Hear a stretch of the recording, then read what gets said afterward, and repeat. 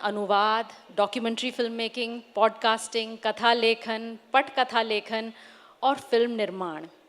हमारी आज की अतिथि अनु सिंह चौधरी की कई विधाओं में आवाजाही है और हर विधा में उन्होंने उतनी ही ईमानदारी और उतनी ही मेहनत से काम किया है। उनकी प्रमुख कृतियों में नीला स्कार्फ, मम्मा की डायरी और भली लड़कियां बुरी लड़कियां आदि शामिल हैं। पत्रकारिता में उन्हें Ramnath Goenka award for excellence in journalism और लाडली मीडिया एंड एडवर्टाइजिंग अवार्ड मिले। कई मैगजीन्स के लिए वो लगातार लिखती आई हैं। ओटीटी और डिजिटल स्पेस में उन्होंने आर्या, स्कूप, ग्रहण, दिल्ली क्राइम सीज़न 3 जैसी प्रशंसित श्रृंखलाओं का सहलेखन किया और मिसेस सजनी शिंदे का वायरल वीडियो और शास्त्री विरुद्ध शास्त्री सहित कई फिल्में भी लिखी हैं। बतौर प्रोड्यूसर अनु सिंह चौधरी ने Alma Matters, Inside the IIT Dream और द गुड गर्ल शो बनाया, जिसका उन्होंने निर्देशन भी किया। उनकी शॉर्ट फिल्म सेल्फी प्लीज़, जो डाउन सिंड्रोम पर बनी अपनी तरह की पहली फिल्म है, अब तक 8 देशों में प्रदर्शित हो चुकी है और 15 से अधिक पुरस्कार जीत चुकी है। अनु सिंह चौधरी के काम और अचीवमेंट्स की फहरिस्त खासी लंबी है और इसलिए मैं उनको यहीं विराम देती हूँ। व्यक्तिगत तौर पे कहूँ तो अनु सिंह चौधरी और मेरे रास्ते कई बार एक साथ रहे और मैं हर बार इस बात से बड़ी प्रभावित हुई कि अनु में जो संकल्प है, दृढ़ता है कुछ करने की, वो कम नहीं हुई वो और बढ़ी ही है इन सालों में। तो बातचीत का सिलसिला शुरू करते हैं। अनु, बहुत सारे सवाल हैं, बहुत समय बाद हम लोग बैठे हैं। जिस समय और जिस दुनिया से हम आते हैं, लेखन कोई ऑटोमेटिक चॉइस नहीं है, बल्कि जर्नलिज्म भी बहुत कम लड़कियां उस समय कर रही थीं। तो आप इस दिशा में कैसे आई? हमेशा ये मैं पूछती हूँ, किसी तरह का इस तरह का सवाल होता है जो बहुत पर्सनल स्पेस में जा सकता है। तो सवाल मेरा आपसे ये है कि आपको सच चाहिए या मज़ा? सच चाहते हैं आप? सच जवाब के तौर पर सच चाहती हैं या मज़ा? थोड़ा थोड़ा दोनों दे दीजिए। मज़े के बिना सच कैसा? और तो पत्रकारिता के साथ मेरा, जब बहुत छोटी थी तब से मैं बिहार से हूँ, गांव में पैदा हुई, उसके बाद रांची में मेरी परवरिश हुई।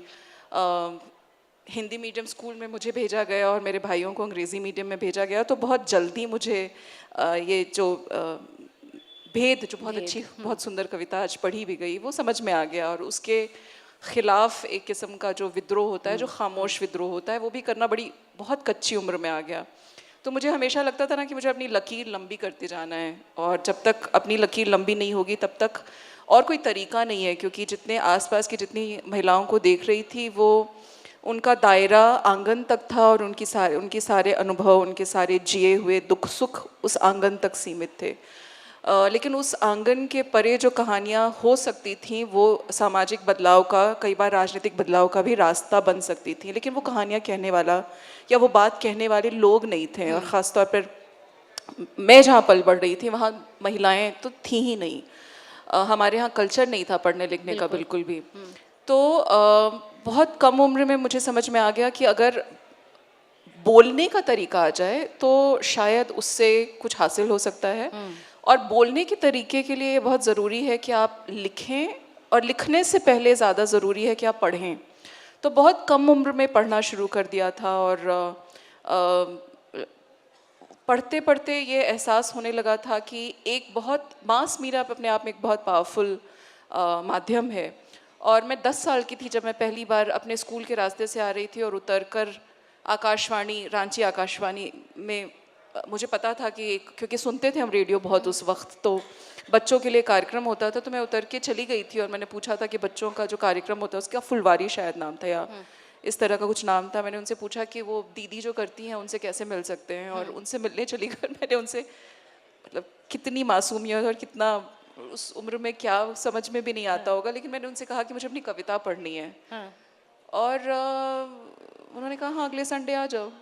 और मैं पहुंच गई अगले संडे। एक बहुत कच्ची सी वो कविता थी, कविता क्या याद है? था बिल्कुल भी नहीं याद है, पर ये याद है कि उसके लिए 60 रुपए मुझे मिले थे और अरे जिसके लिए वाह! मेरा बैंक अकाउंट खोला गया था।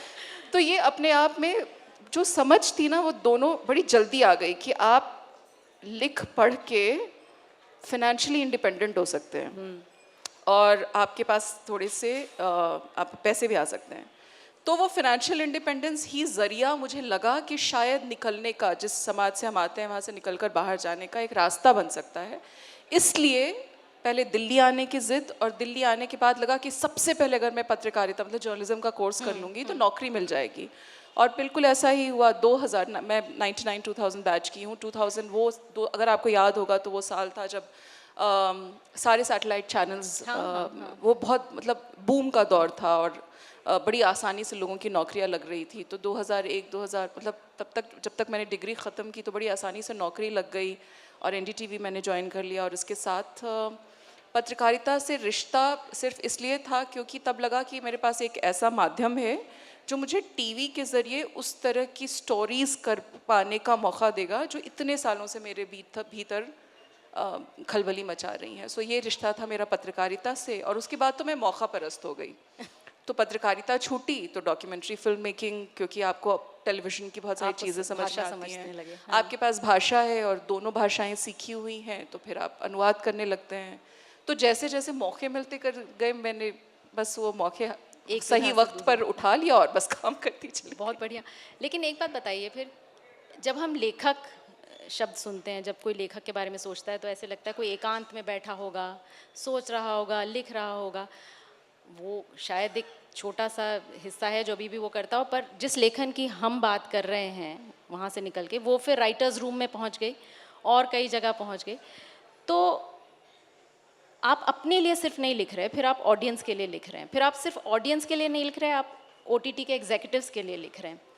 तो ये सब, इस सब के बीच में लेखक कहाँ है और वो संतुलन कैसे आपने बनाया, जो आप कहना चाहती थी, कहना चाह रही थी इतने समय से, और फिर ये सब जो बाधाएं समझ लीजिए या नेचर ऑफ थिंग्स है कि इस तरह बिल्कुल, वो this is the nature of the business. वो हम जिस व्यवसाय में है वहाँ कंपटीशन बहुत ज़्यादा है। आप 10 चीज़ें सोचते हैं तो उसमें शायद 0.1% सफलता आपको मिलती है। बहुत स्ट्राइक रेट बहुत ख़राब है।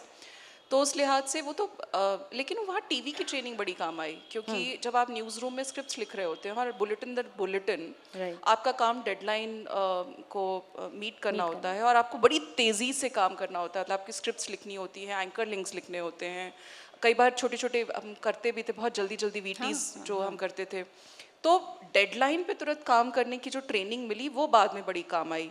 और एक शोर, जो एक इतना शोर होता है न्यूज़ रूम का हमेशा ब्रेकिंग न्यूज़ को लेकर, पर आपके हिज्जे की गलतियां नहीं होनी चाहिए, क्योंकि आपको सुपर्स लिखने हैं, आपको एंकर लिंक्स लिखने हैं, तो उसकी भाषा ख़ास तौर की होनी चाहिए। तो शोर में काम करने की आदत वहाँ से बनी। उसके बाद जैसे जब मैंने कहानियाँ लिखना मैंने जब ब्लॉगिंग शुरू किया, कहानियाँ लिखने का काम शुरू किया, तो मैं तब तक मेरे बच्चे हो चुके थे और बच्चे छोटे थे, तो उनके बीच में उनके साथ काम करते हुए, किचन में निर्देश देते हुए, घर के काम संभालते हुए लिखते रहने का अनुशासन था, वो काम आया फिर जब राइटर्स रूम में। तो ये बड़ा मज़ेदार है और मुझे हैरानी होती है, मुझे लगता नहीं है कि मैं भी इसको ठीक से अपनी प्रक्रिया को, क्रिएटिव प्रोसेस को समझ पाई हूँ ठीक से। लेकिन वो जो वो ब्रिग्स मायर्स टेस्ट होता है जो मैंने कई बार खुद पे किया, और वो हर बार रिजल्ट यही देता था कि introverted extrovert, introverted extrovert. So वो जब आप खुद को समझ जाते हैं कि it's very easy for you to become an introvert, अंतर्मुखी और बहुमुखी दोनों आप एक हो पाना।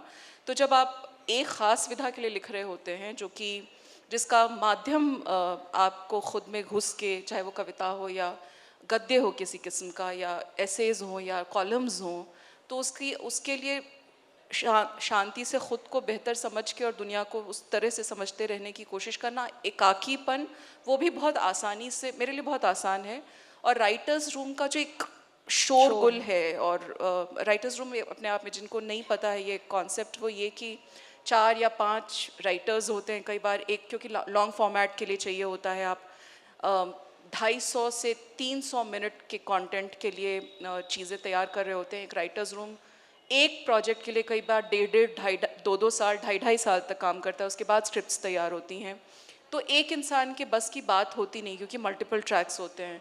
तो उस राइटर्स रूम में राइटर्स भी होते हैं, डायरेक्टर्स होते हैं, प्रोड्यूसर्स होते हैं, बहुत 10 लोग बैठ के और एक कहानी पर जब बात कर रहे हैं और जो कैरेक्टर्स पे बात कर रहे हैं, और उसमें फिर राइटर का काम है कि वो सारे जो सही है उसको चुन लेना, या जो पसंद किया जा रहा है उसको, और वो भी एकमत होके। यूनानिमिटी बहुत ज़रूरी है, क्योंकि सब सारे वॉइसेस एक साथ आने चाहिए। It can not sound different from सब, क्योंकि आप एक प्रोजेक्ट के लिए काम कर रहे हैं। तो ये भी मुझे लगता है कि वो मेरी टीवी की ट्रेनिंग बड़ी काम आई, जहाँ या अनुवाद की ट्रेनिंग बड़ी काम आई, क्योंकि आपको तुरंत समझ में आ जाता है कि आप अपने दिमाग में हमेशा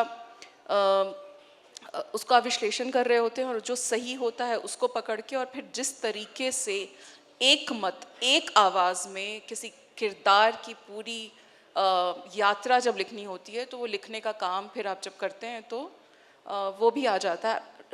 मतलब मैं डिकोड नहीं बहुत करता हूँ। आसान तरीके शब्दों में बता रही, इतना आसान है नहीं। हाँ, क्योंकि सबसे बड़ा है कि फीडबैक। हाँ। क्योंकि हर इंसान, मतलब राइटर बहुत वल्नरेबल है। कोई भी किसी, आप यहाँ सब लोग बैठे हैं, सब लोग जानते हैं कि आपका काम जब एक बार बाहर चला गया तो आपका अपना हुआ नहीं, होता नहीं। और सबसे ये जो एक किस्म की वल्नरेबिलिटी है उसको बचाते हुए, और फिर इतना खुद को, अपनी त्वचा को इतना अपनी खाल इतनी मोटी रखना, हाँ। कि जब फीडबैक आए या किसी किस्म का क्रिटिसिज्म आए, जो बहुत कई बार बहुत हार्श होता है। उसको मैं तो हमेशा खुद को याद दिलाती हूँ कि भगवान ने 2 कान किसी वजह से दिए हैं। चिकना घड़ा। हाँ, एक कान से सुनो, दूसरे कान से निकाल लो, लेकिन उसमें क्या रखना है, क्या छोड़ना है, वो सब तो ये लाइफ स्किल्स हैं एक्चुअली। ये इसको किसी तरह से, हाँ, उसको सिंप्लीफाई करके, मुझे लगता है मैनेजमेंट लेसन्स भी यही होते होंगे। ये इसी तरह से टीम बिल्डिंग के एक्सरसाइजेस में भी यही काम आते होंगे। हाँ, सो ये वल्नरेबल होना, फीडबैक को अच्छी तरह लेना, टीम के साथ काम करना, लगातार खुद को नई चीज़ों के लिए तैयार करते रहना। एआई अब हमारा सबसे बड़ा दुश्मन है, तो उसके लिए हम खुद को कैसे तैयार कर रहे हैं। सो ये सारी चीज़ें लाइफ स्किल का हिस्सा है जो आप रोज़ करते हैं, लिखने के अलावा। तो बहुत सारे सवाल इसी में से निकल कर आते हैं, मैं एक एक करके कोशिश करती हूँ उनको देखें। राइटर्स रूम में वापस जाते हैं। आज से 25 साल पहले ऐसी कहानियाँ, ऐसी फिल्में, ओटीटी तो खैर था ही नहीं, बहुत कम होते थे जिसमें महिला किरदार प्रमुख हो। आपके अधिकतर काम में ऐसा है।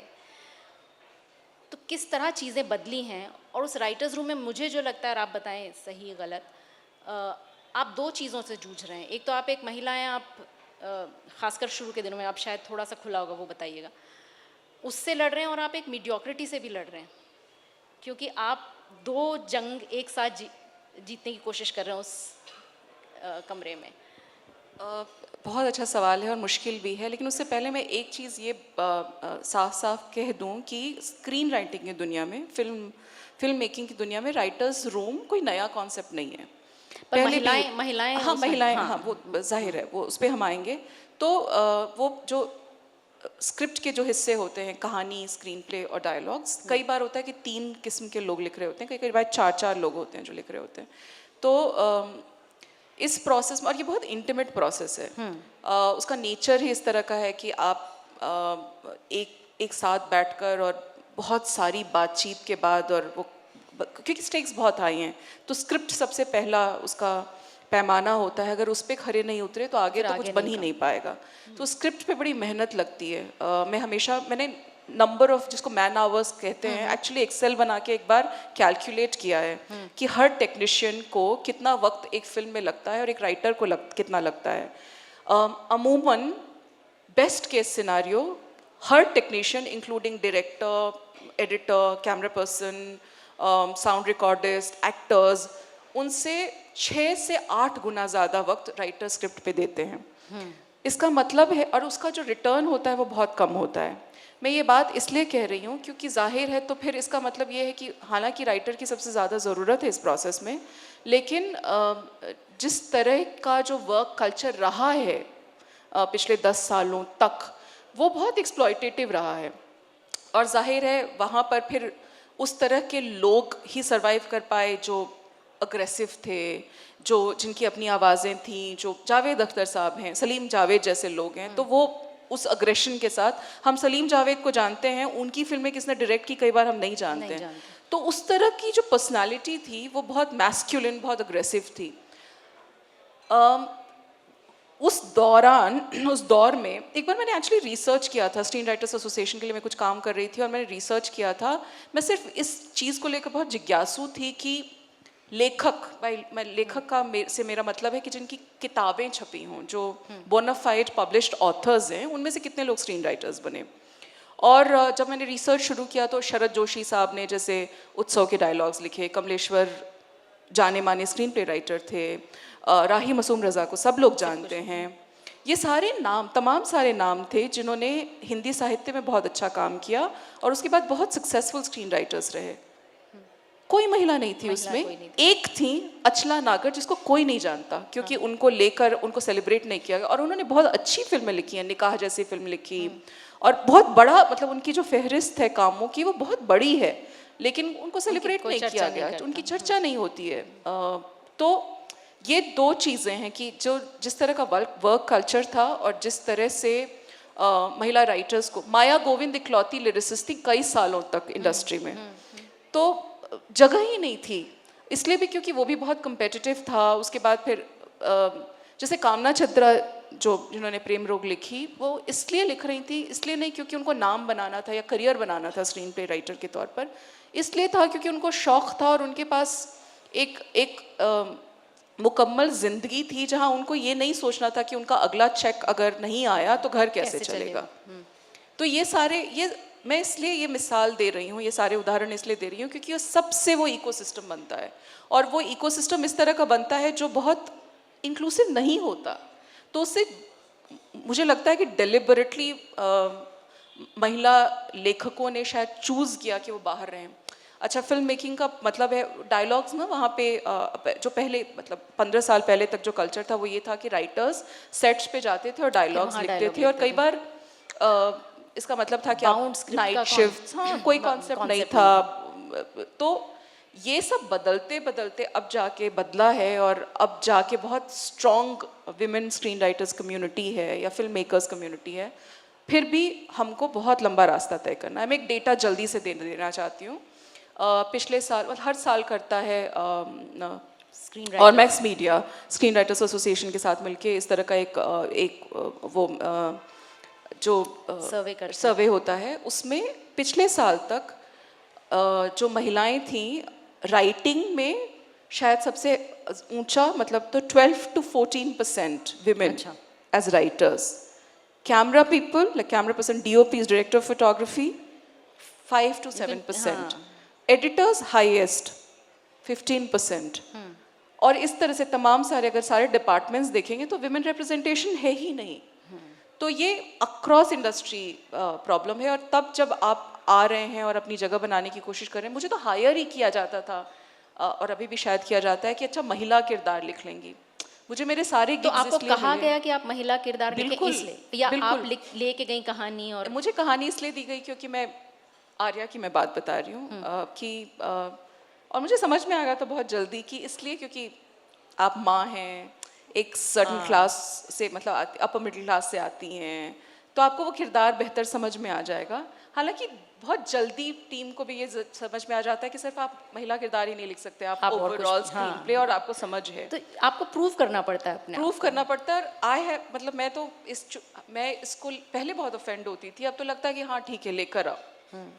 अब जो कहोगे, हाँ, जो जिस तरह का है, महिला किरदार लिखना है, बिल्कुल फीमेल नैरेटिव है, बिल्कुल मैं, मुझसे अच्छा कोई नहीं करेगा, लेकर आइए आप, और मैं उसमें दिखाती हूँ कि मेल कैरेक्टर्स कैसे लिखे जाने। सो मुझे तो लगता है कि ये अपॉर्चुनिटी है कि इतना कम, कि फीमेल नैरेटिव्स इतने कम हैं कि जितना बने उतना अच्छा है, और उतने के लिए जगह है। तो ये तो वक्त है बल्कि फीमेल फिल्म मेकर्स का, आर्टिस्ट का, पोएट्स का। यहाँ बहुत सारे हमारी युवा लेखक हैं और लड़कियाँ भी हैं, तो इससे वो काफ़ी प्रोत्साहित होंगी। पर एक सवाल है जो शायद बहुत ज़्यादा डिस्कशंस में नहीं आता, इतना विनम्र नहीं है, वो है कमर्शियल्स का, कि क्या तो उसका भी खुलासा कीजिए कि क्या लेखक बनना कमर्शियली वायबल है? सो स्क्रीन राइटर बनना कमर्शियल वाइबल है, लेकिन वहाँ तक पहुँचने की लड़ाई सीढ़ियाँ बहुत इतनी लंबी है और इतनी देर से आप पहुँचते हैं कि अगर आप तो अपॉर्चुनिटी काफ़ी जल्दी कॉस्ट ही पहुँच देख गए लें तो मैं लेकिन। आप आपको जो कहानी का एक हिस्सा मैंने नहीं बताया वो ये कि मैं 21 साल की उम्र में मुंबई राइटर बनने गई थी और 4 महीने में वापस आ गई नहीं, थी। मैं भी एक बार वापस आ चुकी हूँ, पर मैं दोबारा नहीं गई। तो कहने को तो हम मुझे 5 साल में इतने सारे क्रेडिट्स मिल गए, लेकिन वहाँ तक पहुँची मैं 18 सालों में। हाँ, तो वो यात्रा बड़ी लंबी रही और बहरहाल जो दो चीज़ें हैं और दोनों, तो पहला कमर्शियल, तो वो कमर्शियली वायबल है या नहीं। जैसा कि मैंने कहा स्ट्राइक रेट बहुत कम होता है, तो और राइटर्स को सबसे पहले हायर किया जाता है प्रोजेक्ट पे। Correct. तो जब प्रोजेक्ट बंद हो जाता है तो राइटर्स ही, और सबसे ज़्यादा इन्वेस्टमेंट, मैं एक एग्जांपल दे रही हूँ कि आपको जो ट्रांचेस मिलते हैं जिसके लिए हम फाइट भी कर रहे हैं, स्क्रीन राइटर्स एसोसिएशन उसके लिए बेसिक मिनिमम कॉन्ट्रैक्ट की लड़ाई भी लड़ रहा है। आपने एज अ राइटर आपने अपना सारा काम कर दिया, लेकिन आपका जो पहला ट्रांच है, जो साइनिंग अमाउंट है, चलिए वो मिल गई, और दूसरा ट्रांच है वो आपके पहले ड्राफ्ट के बेसिस पे है। ग्रीन लाइट होने पर। नहीं, पहले ड्राफ्ट के बेसिस पे, पहले ड्राफ्ट के लिखन नहीं, और वो भी आपने लिख के जमा किया उस पे नहीं, अप्रूवल पे। तो वो अप्रूवल तो सब्जेक्टिव है ना, वो तो और हर कोई उस पर टिप्पणी और करेगा। हर कोई टिप्पणी कर सकता है, और वो पहला ड्राफ्ट अप्रूव्ड नहीं माना जाता है कई ड्राफ्ट्स तक। तो आप कहने को 3 ड्राफ्ट के लिए हायर किए जाते हैं, पर कई बार आप Versions कर रहे 30 हैं। ड्राफ्ट्स लिख रहे होते हैं। बिल्कुल। Versions कर रहे हैं। सो कमर्शियली तभी वायबल होता है जब आप 5 प्रोजेक्ट एक साथ कर सकते हो, जो कि बड़ा मुश्किल है। तो मैं अपनी बहुत बहुत ईमानदारी से अपनी बात बोलूँगी कि आर्या सीज़न 2 लिखते हुए तक भी जो मेरे दूसरे सोर्सेज ऑफ जो मैं काम करती थी या कंसल्टिंग के प्रोजेक्ट्स करती थी, मैंने छोड़ा नहीं था। अच्छा। तो और मैं लगातार काम कर रही थी, क्योंकि सस्टेनेबल होना बड़ा मुश्किल है। तो और उसके फिर अलग उसका अलग इकोनॉमिक्स है। जब आप ऐसे पोजीशन पे हो जाते हैं जहाँ आपका 2 क्रेडिट्स हो या 5 क्रेडिट्स हो, तब आप बार्गेन कर सकते हैं। एज अ यंग राइटर आप नहीं बार्गेन कर सकते। इसका मतलब आप बहुत एक्सप्लॉइट हो रहे होते हैं। हम अभी भी क्रेडिट्स की लड़ाई लड़ रहे हैं, हम अभी भी बेसिक मिनिमम कॉन्ट्रैक्ट पे फाइट कर रहे हैं। एज अ राइटर आपने अपना काम करके दे दिया, उस पे पूरा प्रोजेक्ट खड़ा हो जाएगा जो 40 करोड़ तक का प्रोजेक्ट होगा, पर उस राइटर के को पैसे। शायद पहले या दूसरे ट्रांच पे ही छुट्टी दे दी गई है। सो बहुत ये बड़ा मुश्किल, इस इंडस्ट्री को नेविगेट करना बड़ा मुश्किल होता है। तो एक टूल जो होता है वो ये होता है कि कम्युनिटी बिल्डिंग का। कमर्शियली वायबल होना एक दूसरी बात है, और परसिस्टेंस के साथ लगातार काम करते रहना दूसरी बात। अगर आप परसिस्टेंस के साथ काम कर रहे हैं तो अपनी कम्युनिटी ढूंढिए, जो कि इस शहर में भी हो सकती है, ज़रूरी नहीं है कि आपको उसके लिए मुंबई जाना पड़े। लगातार लिखिए, मतलब आपका काम इतना होना चाहिए कि गूगल में अगर आपका नाम डाला जाए तो इतना काम हो कि फिर मतलब आपको क्रेडिट्स के लिए खुद को प्रूव करने की ज़रूरत न हो।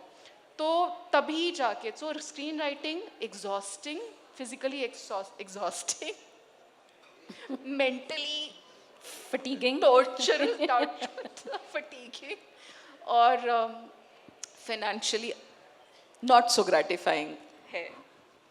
पर ये सब होने के बावजूद आपने इतना अच्छा लिखा, उसके लिए धन्यवाद। और मैं थैंक यू, और मैं ये ज़िंदगी बार बार चुनूंगी। तो ऐसा नहीं है कि मैं छोड़ के, अगर मुझे फिर से जीना पड़े और फिर से ये काम करने पड़े और फिर से इतनी मेहनत करनी पड़े तो मैं फिर करूँगी, क्योंकि अगर वो किया नहीं होता ना तो हम आज बात नहीं कर रहे होते। बिल्कुल। आपने मेंशन किया कि कुछ इतना लिखो कि गूगल ढूंढ ले। उसी से संबंधित एक और चुनौती जो अब हमारे सबके सामने खड़ी है, खासकर रचनाकारों के सामने, एआई की। अब आप इतना लिख दें कि आपके काम के डेरिवेटिव्स निकलने लगें, और मैं अनु सिंह चौधरी की भाषा में एक कहानी लिखना चाहती हूँ और वो झट से आ जाएगी, तो फिर अनु सिंह चौधरी क्या कहेंगी? ये तो रातों की नींद ख़राब करने वाला सवाल है जो हम सबको सताने लगा है। आज ही मैं बोल रही थी अपने मतलब पार्टनर और कुलीग से जो हम लोग साथ में काम करते हैं कि you have to up your game. तो आप ये काम करके सिर्फ और रेलेवेंट बने रहें ऐसा नहीं होगा। आपको इनोवेट करना होगा। तो जब एआई आपके बदले लिख रहा है और गीत लिखता है, मतलब पूरे के पूरे आप कह दीजिए कि जावेद अख्तर की तरह, बता नहीं सकते आप, यू कैन नॉट डिफरेंशिएट। और इंटरनेट इज फुल ऑफ गुलजार साहब की पोएट्री तो हर एक कोई हर लिख रहा तो है। वो पूरा हाँ, algo के साथ हाँ, निकाल के, हाँ, मैं जब पहली बार मैंने वो देखा तो मैं डर गई थी। मेरा अपना ओपन ब्लॉग है जो अभी भी एग्जिस्ट करता है, हालांकि मैंने उस पर कुछ डाला नहीं। एक बार किसी ऐसे ही, मतलब real purely out of curiosity, मैंने उससे कुछ कुछ हिस्से निकाल के और एक किताब पे काम करी थी, उसको उसके लिए मैंने निकाला था। और मैंने रियलाइज़ किया कि 3.5 लाख वर्ड्स उस डॉक्यूमेंट में है। सो मतलब इतना लिखा है आपने, जो कि कहीं ऐसे वो आप मोनेटाइज नहीं कर रहे हैं, आपने बस लिख दिया है। और अब वो हिस्सा बन जाएगा कहीं किसी एल्गो का, जिससे बहुत आसान हो जाएगा बहुत सारी चीज़ों को प्लेजराइज करना। बिल्कुल। ऐसे में फिर आप क्या करें? तो जो मुझे जो समझ में आता है वो ये, जैसे ट्रांसलेटर्स का काम धीरे धीरे ख़त्म हो गया है, हाँ। एडिटर्स का काम ख़त्म हो गया है। मुझे लगता है कि राइटर्स भी रिडंडेंट हो जाएंगे, क्योंकि अगर आप बीट शीट दे दें तो पूरा स्क्रीन पे लिख सकता है अब एआई आपके लिए। पर पूरी तरह रिडंडेंट होंगे, मतलब तो यही, हाँ, तो जब आपका इमोशनल इंटेलिजेंस कायम हो और आपके पास वो स्किल हो जो नई हो, तभी आप सर्वाइव कर सकते हो। तो वो स्किल क्या हो सकती है? मैं हमेशा अपने साथ के राइटर्स को हमेशा ये कहती हूँ कि प्लान बी होना चाहिए। वो दूसरी क्या चीज़ है जो आपको आती है? क्या आपको डायरेक्शन आता है? क्या आपको प्रोडक्शन आता है? क्या आप एडिट कर सकते हैं? क्या आपको अनुवाद आता है? क्या सिर्फ स्क्रीन राइटिंग से आप रेलेवेंट बने रहें ऐसा नहीं होगा। आपकी बाहरी दुनिया की समझ कितनी है? अगर आपको कुछ ना हो तो आपके वर्ल्ड व्यू के लिए हायर किया जाए या आपकी इमोशनल इंटेलिजेंस के लिए हायर किया जाए, क्या आप उस तरह की शख्सियत हैं, तभी आप बचे रहेंगे। जो इकलौता ज़रिया है वो ये कि ख़ुद को लगातार अपडेट करते रहना, टेक्नोलॉजी के लिहाज से भी, और मुझे लगता है इंटेलेक्चुअल ग्रोथ के लिहाज से भी। इसके अलावा और कोई तरीका नहीं है। आप थोड़ा सा हल्के सवाल पे आते हैं क्योंकि हम काफ़ी इंटेंस हो गए। आप जब कुछ लिखने, आपने बताया कि आपको कहा गया एक महिला किरदार है, चलिए अनु सिंह चौधरी को बुलाया जाए, आप लिखिए। और कौन कौन इस लाइन में, मतलब क्या अनु सिंह चौधरी को ये भी बताया जाता है कि सुष्मिता सेन एक्ट करेंगी, तो वो दिमाग में रख के लिखिए? क्या क्या बिंदु आपको दिए जाते हैं? नहीं, बिल्कुल नहीं, कुछ नहीं, ऐसा कुछ नहीं होता है, बल्कि कास्टिंग तो सबसे आखिर में होती है। एक 1 लाइन का कॉन्सेप्ट अगर कमीशन, काम भी स्क्रीन राइटिंग का काम 2 तरह का होता है। एक तो वर्क फॉर हायर, जिसमें आपको कहानी दी जाती है, जिसमें आप डेवलप कर रहे होते हैं उसको, उसका पूरा मुकम्मल जो खाका है, जो रोड मैप होता है, जो स्क्रीन प्ले और डायलॉग्स के फॉर्म में होता है, वो तैयार कर रहे होते हैं। और दूसरा होता है जो आपका अपना आईपी होता है, जो आप डेवलप कर रहे होते हैं। ये दोनों तरह के काम में अलग अलग तरीके का उसकी स्ट्रैटेजी बिल्कुल अलग होती है। तो जब मुझे वर्क फॉर हायर मिलता है तो मैं स्पेसिफिक वो चीज़ें कि जॉनरा क्या है, डायरेक्ट कौन करेगा, क्योंकि बहुत ज़रूरी है ये जानना, कोलैबोरेटिव मीडियम है। अगर आपकी आवाज़, जो आपका वॉइस है, वो डायरेक्टर पकड़ ना पाए तो फिर तो वो मिसमैच है, फिर वो दिखेगा स्क्रीन पे। तो डायरेक्टर कौन है ये मेरे लिए जानना बहुत ज़रूरी होता है। बाकी एक्टर्स कौन है उससे मुझे कोई परवाह नहीं होती। मिसेस को छोड़ के मुझे नहीं लगता कि मैंने कोई ऐसा काम कभी किया है जिसमें मुझे पहले से पता हो कि कास्टिंग किसकी होगी। मिसेस इकलौता ऐसा प्रोजेक्ट था जिसमें राइटर, डायरेक्टर और एक्टर तीनों को एक साथ लॉक किया गया था। वो एक प्रोजेक्ट की तरह बिल्ड हुआ था क्योंकि वो अडेप्टेशन था। बाकी आपको एज ए राइटर बिल्कुल नहीं पता होता, आप किरदार के लिए लिखते हैं, एक्टर के लिए नहीं।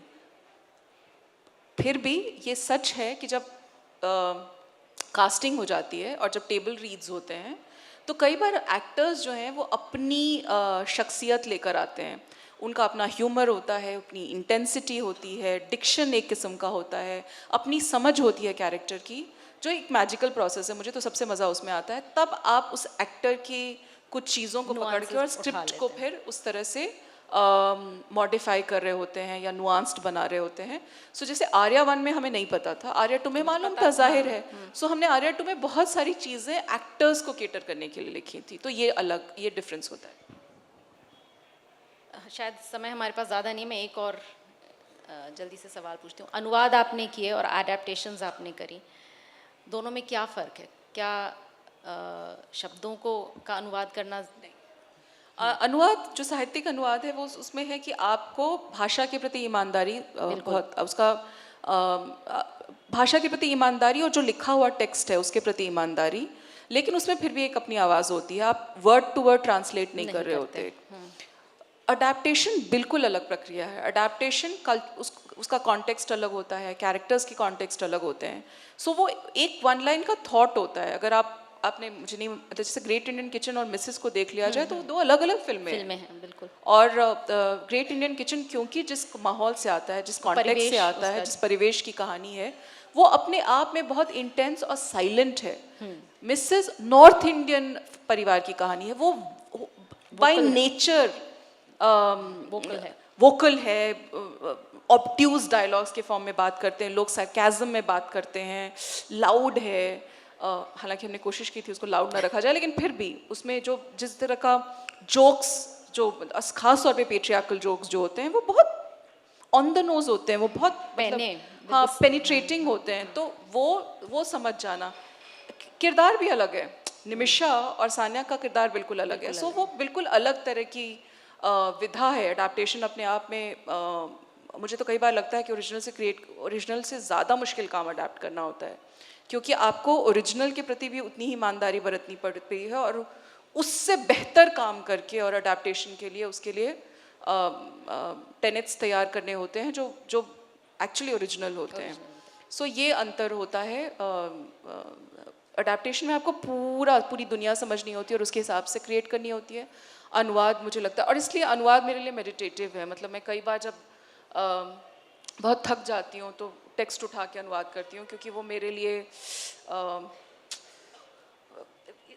एकाग्रता खुद को देता है, में समेटने का, खुद को और किसी टेक्स्ट के साथ एंगेज करने का, जिसको आप बहुत शिद्दत से पढ़ते हैं, पसंद करते हैं, उसको बेहतर तरीके से समझना चाहते हैं। तो वो आंतरिक प्रक्रिया है।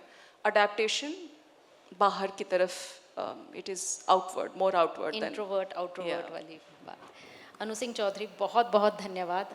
उदय उत्सव में आप आई, इतना समय आपने हमें दिया और हमारी ऑडियंस को प्रेरित किया। Thank you. मैं एक जो क्योंकि यहाँ बहुत सारे यंग लोग होंगे, तो जो अनसोलिसिटेड सवाल पूछा नहीं गया है, लेकिन फिर भी जो, क्योंकि मुझसे बहुत बार, और मेरे पास इंस्टाग्राम पे मैसेजेस आते हैं, लोग लिंक्डइन पे मैसेजेस भेजते हैं, वो ये कि मैंने ये कहानी पे काम की, हमारे पास भी एक कहानी है। कहानियाँ सबके पास हैं और कहानी का होना ही अपने आप में बड़ी चीज़ नहीं होती। मतलब जो फिल्म मेकिंग का जो पूरा इसकी जो प्रक्रिया है वो बहुत कॉम्प्लेक्स है। तो अगर वाकई आप स्क्रीन राइटर बनना चाहते हैं तो एक डिसर्निंग ऑडियंस बनना बहुत ज़रूरी है। और सिर्फ कहानी का होना ही सब कुछ नहीं होता, उसके साथ बड़ी सारी चीज़ें सीखनी होती हैं, जिसमें सबसे ज़्यादा ज़रूरी होता है टेक्निक सीखना। स्क्रीन राइटिंग का ग्रामर बाकी और विधाओं के व्याकरण से बहुत अलग है, तो उसको सीखना पड़ता है। और ये एक्चुअली अभ्यास से आता है और निरंतर अभ्यास से आता है। तो मुझे तो लगता है कि लेखन, किसी भी किस्म का लेखन, लेकिन ख़ास तौर पर फिल्मों के लिए लेखन, वो रियाज है जो अगर रोज़ न किया तो फिर आपके हाथ से, हाँ, आपकी आवाज़ भी जाएगी और आपका काम भी और आपका रोज़गार भी। तो अगर वाकई आप बनना चाहते हैं स्क्रीन राइटर, जिसमें से कोई भी, या वाकई अपनी कहानी पे काम करना चाहते हैं, तो पहले बहुत सारे माध्यम हैं, उनके ज़रिए पहले सीखिए, उसका व्याकरण सीखिए, विजुअल मीडियम को बेहतर समझिए, और उसके बाद फिर